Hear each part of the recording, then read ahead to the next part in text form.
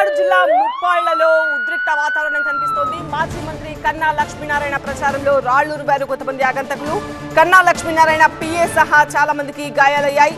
YCP కార్యకర్తలు దాడి చేశారని టీడీపీ నాయకులు ఆరోపిస్తున్నారు.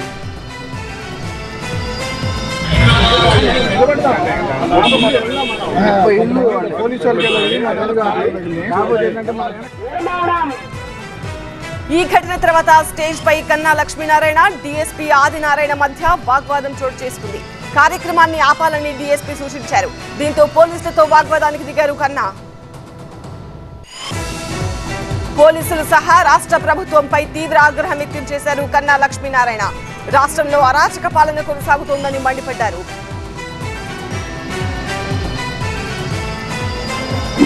ఈ రాష్ట్రంలో ఒక అరాచక పాలన జరుగుతూ ఉంది.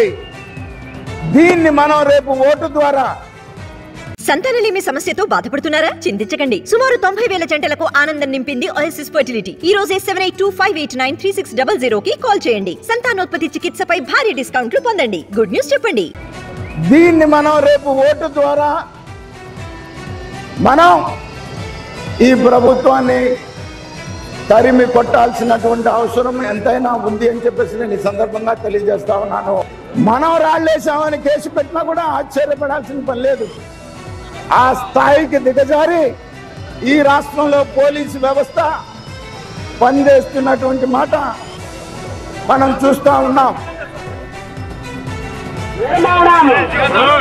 జరగాలన్నా రాష్ట్రానికి